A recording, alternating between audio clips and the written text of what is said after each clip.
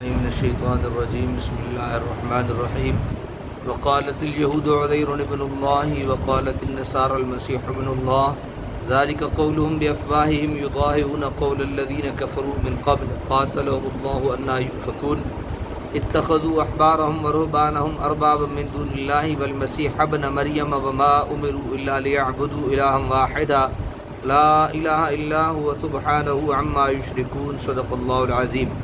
آیت نمبر 29 سے لے کر آیت نمبر 31 تک انشاءاللہ ہم سماعت کریں گے۔ وقالت الیہود عزیر ابن اللہ، اور کہا یہود نے کہ عزیر اللہ کا بیٹا ہے۔ یہود نے کیا کہا کہ عزیر اللہ کا بیٹا ہے۔ وقالت النصارى المسیح ابن اللہ، اور نصرانیوں نے کہا کہ مسیح اللہ کا بیٹا ہے۔ یہودیوں نے کہا کیا کہ عزیر اللہ کا بیٹا ہے، اور نصرانیوں نے کہا کہ مسیح اللہ کا بیٹا ہے۔ ذالک قولہم بافواہہم، یہ ان کی بے سر و پا بات ہے، ان کے منہوں سے نکلی ہے۔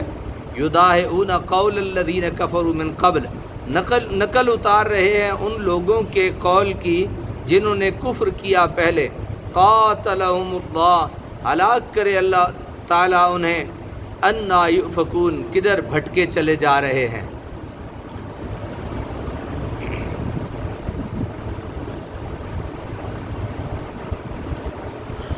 جب یہود کی نافرمانیاں حد سے بڑھ گئیں، انبیاء کو بے دریغ قتل کرنا، تورات کے احکام میں منمانی تعویلات کرنا ان کی عادت بن گئی، تو خدا کا عذاب بخت نصر کی صورت میں نمودار ہوا، جس نے بیت المقدس کی اینٹ سے اینٹ بجا دی۔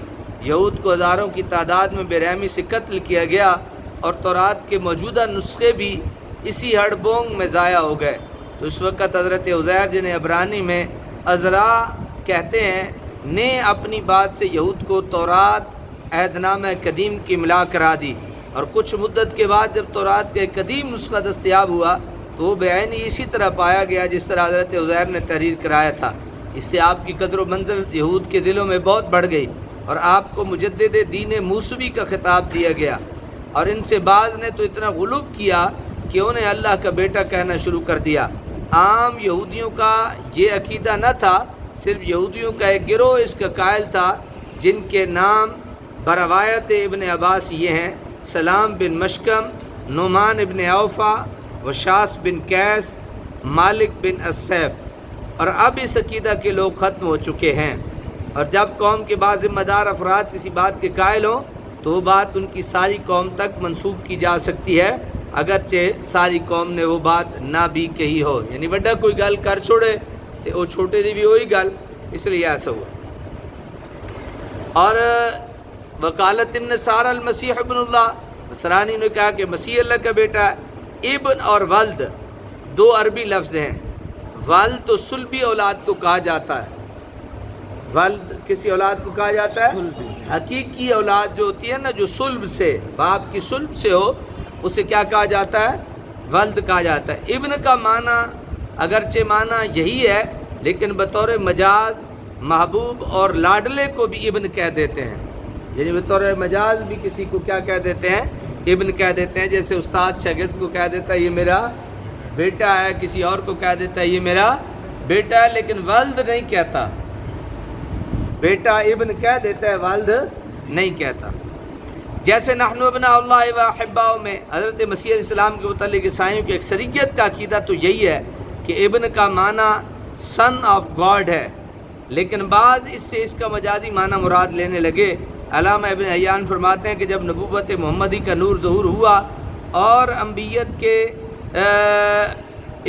کے عقیدہ کے بطلان پر اٹل دلائل قائم کر دیے گئے، اور مناظروں میں بھی عیسائیوں کو لاجواب ہونا پڑا، تو لاچار ہو کر انہوں نے ابن اللہ کا یہ مجازی مفہوم بیان کرنا شروع کر دیا۔ سمجھ آگے نہیں؟ یعنی ابن کا دوسرا معنی شروع کر دیا۔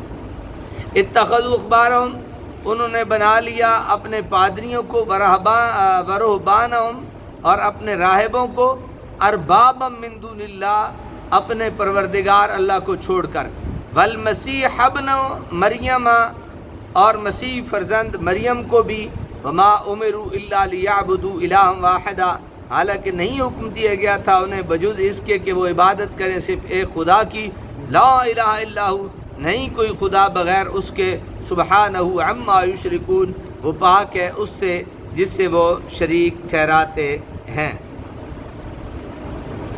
حضرت عدی بن حاتم پہلے عیسائی تھے، انہوں نے اسلام قبول کیا تھا۔ انہوں نے بارگاہ رسالت میں عرض کی، یا رسول اللہ ہم تو انہیں رب نہیں مانتے، قرآن کی اس آیت کا کیا مطلب ہے؟ حضور صلی اللہ علیہ وسلم نے فرمایا کہ اگر وہ حلال چیزوں کو حرام اور حرام چیزوں کو حلال کر دیتے تو کیا تم ان کی باتوں کو نہیں مانتے تھے؟ عدی نے عرض کیا کہ ایسا تو ہم کرتے تھے۔ حضور نے فرمایا یہی ان کو رب ٹھہرانا ہے۔ اس سے معلوم ہوا کہ اللہ تعالیٰ اور اس کے رسول کی حلال کی ہوئی چیزوں کو اگر کوئی حرام کر دے یا ان کی حرام کردہ چیزوں کو کوئی حلال کر دے تو گویا اس نے تشریع و قانون سازی جو صرف اللہ تعالیٰ کا حق ہے اس کو اپنے ہاتھ میں لے لیا ہے، اور جن لوگوں نے اس کی ان باتوں کو مان لیا گویا انہوں نے اس کی خدائی کو تسلیم کر لیا ہے۔ اللہ تعالیٰ عمل کی توفیق عطا فرمائے۔